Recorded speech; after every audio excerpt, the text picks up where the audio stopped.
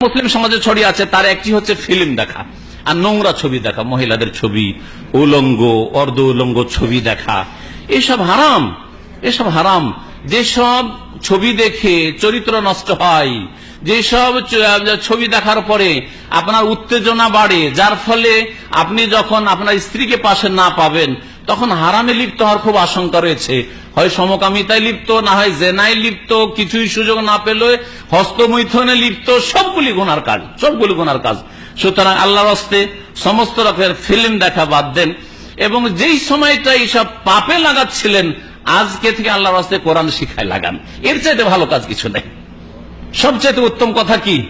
খায়রুল কালামে কালামুল্লাহ। সবচেয়ে উত্তম কথা হচ্ছে আল্লাহ পাকের কালাম, আল্লাহ পাকের কোরআন কারীমের কথা। সুতরাং কোরআন কারীম তেলাওয়াত করেন। আমরা যারা ইন্টারনেট নাড়াচাড়া করেন, ইউটিউব অথবা ফেসবুক, দিনে 2 ঘন্টা 4 ঘন্টা বলতে পারবেন যে কত ঘন্টা এগুলো নিয়ে ব্যস্ত থাকে।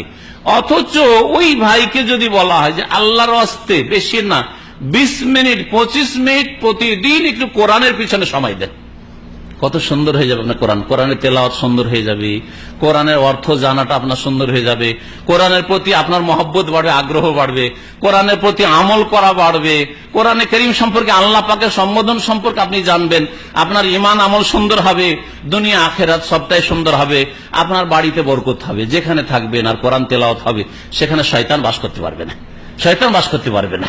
হ্যাঁ, সেখানে রহমতের ফেরেশতারা চারিদিক থেকে ঘেরবে। কত যে দুনিয়ার লাভ রয়েছে আর কত যে আপনার আখিরাতের লাভ রয়েছে। সুতরাং এইসব ফিল্মে আর এইসব ইন্টারনেটে অনর্থক সময় নষ্ট না করে আল্লাহর হস্তে কোরআনে কারীম এবং রাসূলুল্লাহ সাল্লাল্লাহু আলাইহি ওয়াসাল্লামের হাদিসের পেছনে এবং এই জ্ঞান অর্জনে আপনি মেহনত করেন, সময় লাগাবার চেষ্টা করেন। আল্লাহ পাক যেন আপনাদেরকে নেক আমলে অগ্রগামী হওয়ার তৌফিক দান করেন। গান বাজনা শোনা থেকে বেঁচে থাকবেন। গান বাজনা শোনা সাগীরা গুনাহ নয়, কাবীরা গুনাহ, কাবীরা গুনাহ। সুতরাং গান বাজনা আর মিউজিক এসব শোনা থেকে বেঁচে থাকবেন। আজকাল